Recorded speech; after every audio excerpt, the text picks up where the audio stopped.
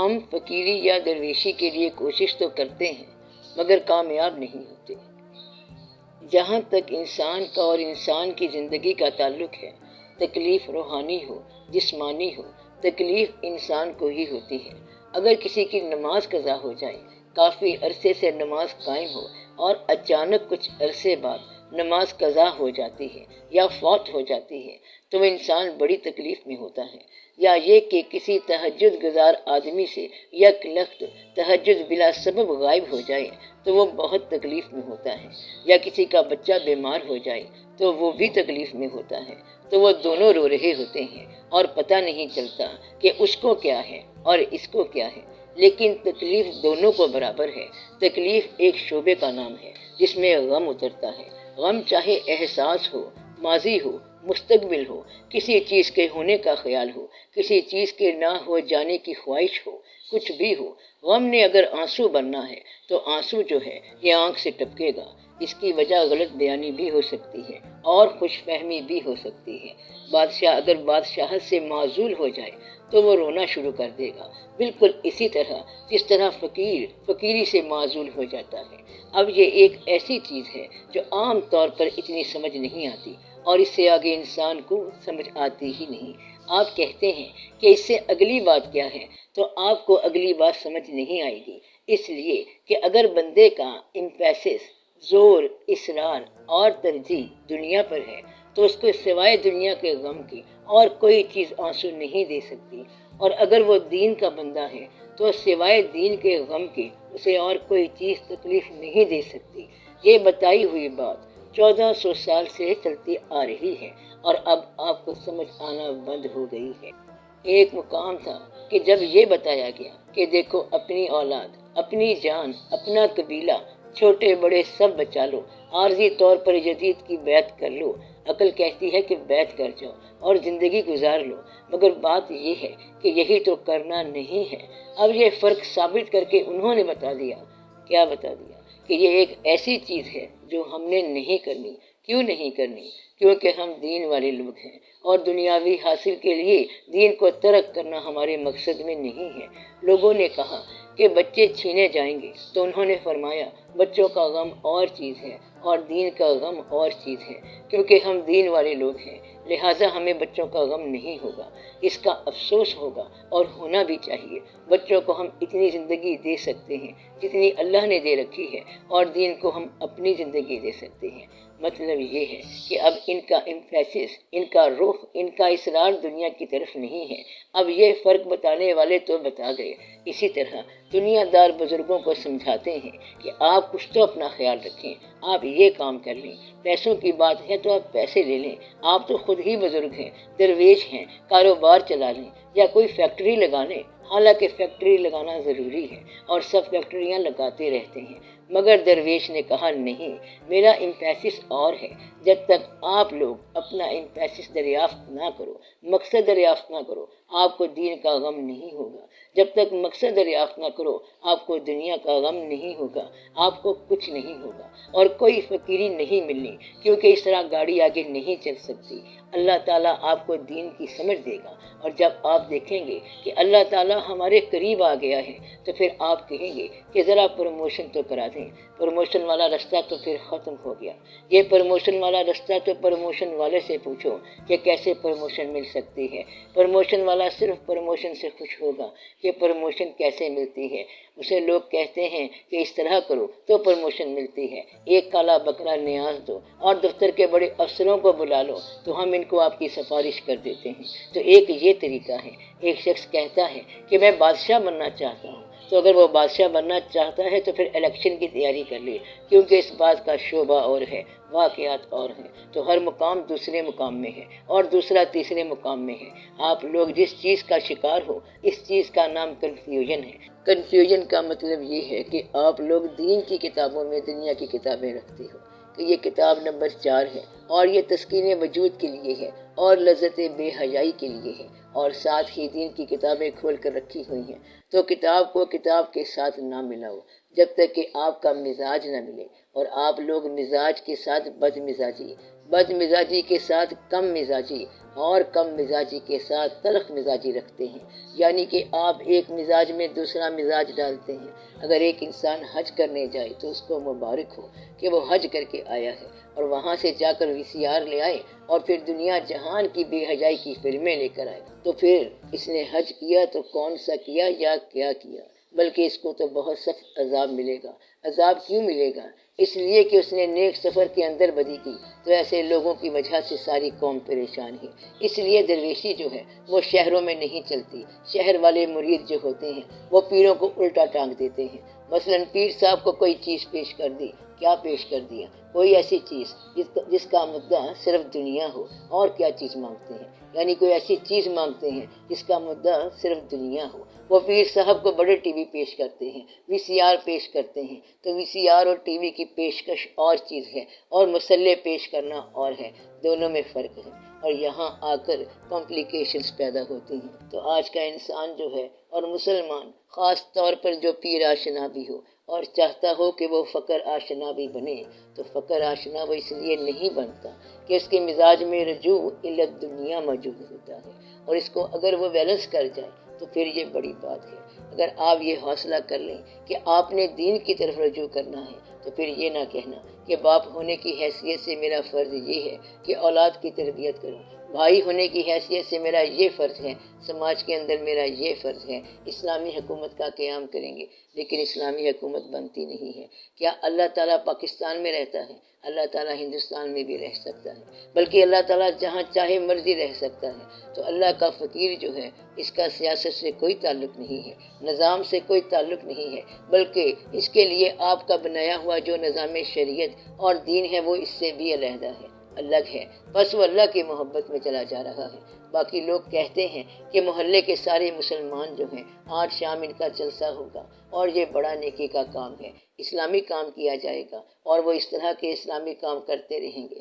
محبت والے کا ایسے اسلام کے ساتھ کوئی تعلق نہیں ہے، اس کا اپنے ساتھ تعلق ہے اور اللہ کے ساتھ تعلق ہے۔ اس لیے فقیری جو ہے وہ مسلمانوں کے ظاہری اعمال سے مر جاتی ہے۔ ظاہری اعمال یہ ہیں کہ اجتماع بناؤ، یہ ضروری ہے، شریعت میں یہ ضروری ہے کہ اجتماع بناؤ اور سارے محلے کے واقعات ڈسکس ہوں، آپ کے گھر ڈسکس ہوں کہ آپ کے گھر میں کیا ہو رہا ہے، کیا آپ کے گھر میں تکلیف ہے، آپ کس کو ووٹ دیں گے، آپ کی جماعت کون سی ہے، آپ کے شہر میں کیا ہو رہا ہے۔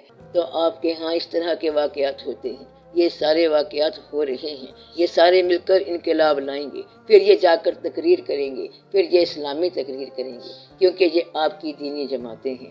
تو فقیری کے لیے یہ ضروری ہے کہ یہ طے ہو جائے کہ اس نے فقیری کرنی ہے، اور اگر فقیری نہیں کرنی اور دنیا کرنی ہے تو یہ دنیا وہی ہے کہ اپنی دنیا کو دین کے تابع کر کے زکوٰۃ مانگنے سے پہلے ادا کر دو، اور ایسے واقعات کرتے جاؤ، الحمدللہ پڑھتے جاؤ اور فی سبیل اللہ چلتے جاؤ۔ جب تک کوئی شعبہ باریکی سے نہیں دیکھیں گے اس کا راز سمجھ نہیں آئے گا۔ راز جو ہے یہ غیر کو نہیں بتایا جاتا۔ دنیا کی محبت جو ہے یہ فقیری میں ضرر ہے اور شریعت میں جائز ہے، اور بالکل جائز ہے اور بہت ضروری ہے، کیونکہ پیسے ہوں گے تو حج کریں گے، اور فقیر کہتا ہے کہ اگر حج نہیں کریں گے تو بھی حج ہو گیا، کیونکہ حج کرنے سے نہیں ہوگا بلکہ حج نیت سے ہوتا ہے، حج محبت سے ہوتا ہے۔ اللہ جہاں مل جائے حج ہے۔ فارمولے والا کہتا ہے کہ اللہ یہاں کیسے مل سکتا ہے، وہ اپنے گھر کے علاوہ کبھی نہیں ملتا ہے، تیرے گھر میں بھی نہیں ملے گا۔ بات سمجھنے کے لیے ایک مزاج چاہیے، اور اس مزاج میں چلتے چلتے ایک بات آتی ہے، اور پھر اس بات کے پیچھے آپ چلتے جائیں تو یہ ایسے ہے کہ جو کچھ حاصل کیا اب اس سارے حاصل کو ایک نئے کام میں لگا دیں۔ جس طرح آپ نے زندگی میں یہ سارا وجود جو بنایا ہے، 60 سال میں جو بنایا ہے، صحت بیماری ملا کر جو بھی وجود بنا ہے، جسم کا جو بھی مکان بنا ہے، یہ جو آپ کی زندگی ہے، یعنی 60 سال کی زندگی جو ہے اب جا کے یہ موت کے قابل بنی ہے۔ اس طرح آپ کی ساری زندگی فقیری کے کب قابل ہوگی؟ جب ساری زندگی دے دو۔ جیسے ساری زندگی دے کر آپ کو موت ملتی ہے، اسی طرح ساری دنیا دے کر فقیری مل سکتی ہے۔ یہ ایک امپورٹنٹ اہم چیز ہے اور اس پر آپ چل نہیں سکتے۔ اب آپ کا فیصلہ آپ کے پاس ہے کہ آپ نے کیا کرنا ہے۔ بس جو کرنا ہے آپ کو ہول ٹائم کرنا ہوگا۔ یہ نہ کہنا کہ اللہ نے ہول ٹائم کیا کرنا ہے، لیکن جو حکم ہو گیا ہے وہ ہو گیا ہے۔ بس یہ جو لوگ کہتے ہیں کہ اللہ سب کچھ دیتا ہے، فقیری نہیں دیتا، تو کیا اس کے پاس فقیری ختم ہو گئی ہے؟ بھلا کبھی سمندر ختم ہوا، کبھی پانی ختم ہوا، کبھی ہوا ختم ہوئی، کبھی پہاڑ ختم ہوئے؟ یہ ساری سڑکیں، ان کے لیے بجری، روڑی، پتھر وغیرہ آتا ہی رہتا ہے، اور پہاڑ ختم نہیں ہوئے۔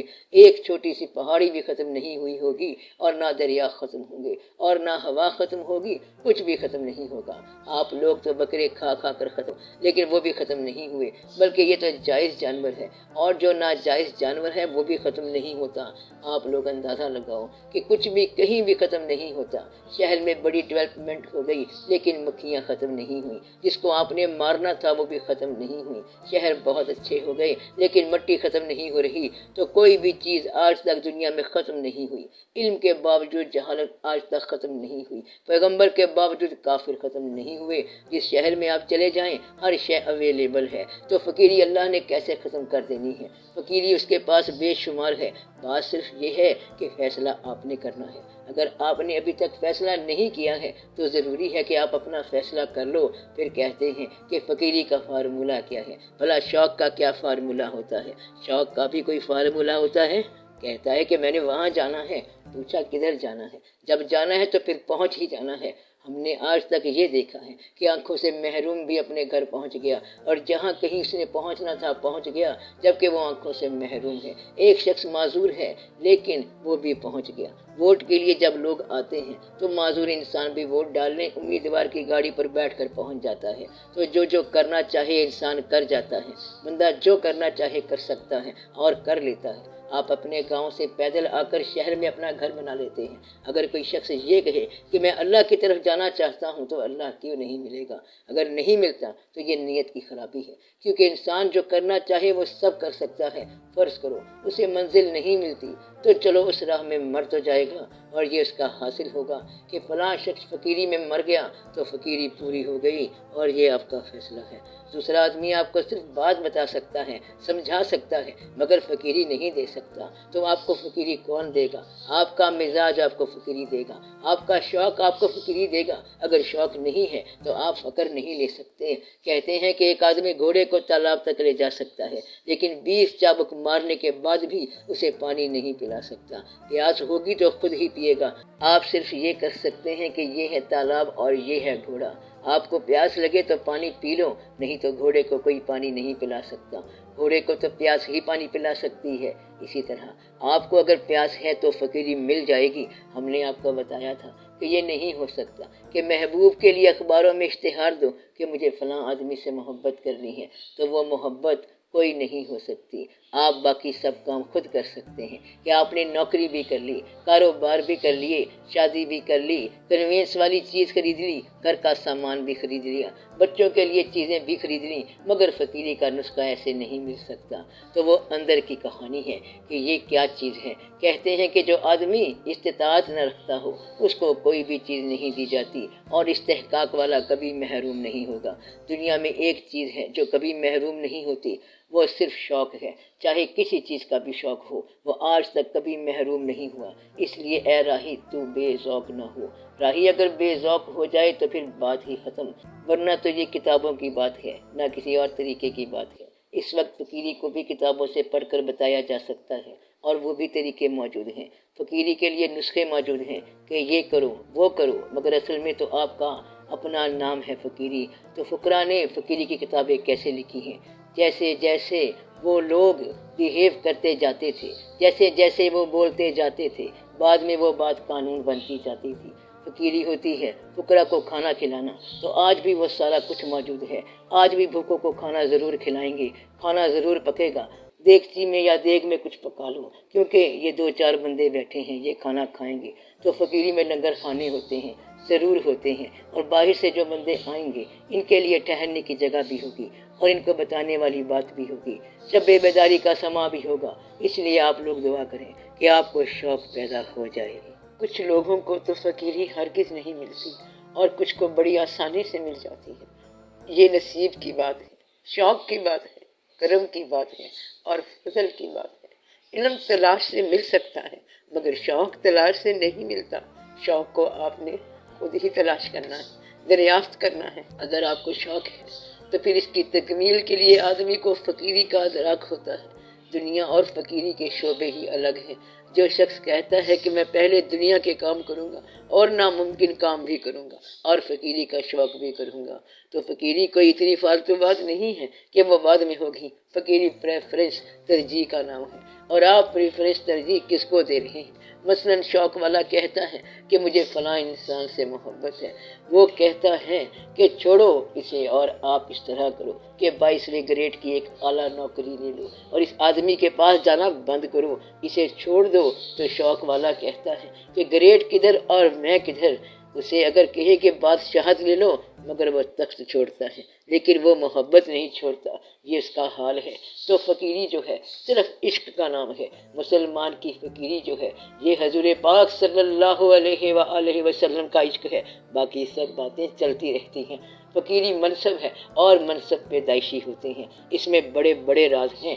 ایک راز یہ ہے کہ اللہ کریم کو تو پتہ ہے کہ حضور پاک صلی اللہ علیہ وسلم اگر نبوت سے پہلے بھی خطاب فرمائیں گے، نبوت شروع ہونے سے ایک دن پہلے جو خطاب فرمائیں گے یہ وہ بھی صداقت ہوگا، کیونکہ منصب نبوت عطا ہونے سے تو ایک دن پہلے بھی حضور پاک صلی اللہ علیہ وسلم اللہ کے نبی تھے، یعنی منصب نبوت کا اعلان و عطا ہونے سے پہلے بھی آپ صلی اللہ علیہ وسلم نبی تھے، یعنی جو لوگ پہلے آپ کے ساتھ دوستی اور وفا کر رہے تھے وہ سارے کے سارے اس وقت بھی امتی تھے۔ اب یہ ایک راز ہے، ایسا کہ امتی تو پھر نبوت کے اعلان کے دن سے ہونا چاہیے تھا، مگر یہ اس دن کی بات نہیں ہے بلکہ اس سے پہلے دن کی بات ہے۔ تو سمجھنے کی بات یہ ہے کہ جن لوگوں کو منصب عطا ہوتا ہے وہ منصب پیدائشی ہوتا ہے، اور وہ واقعات وہاں اس جگہ سے ہوتے ہیں۔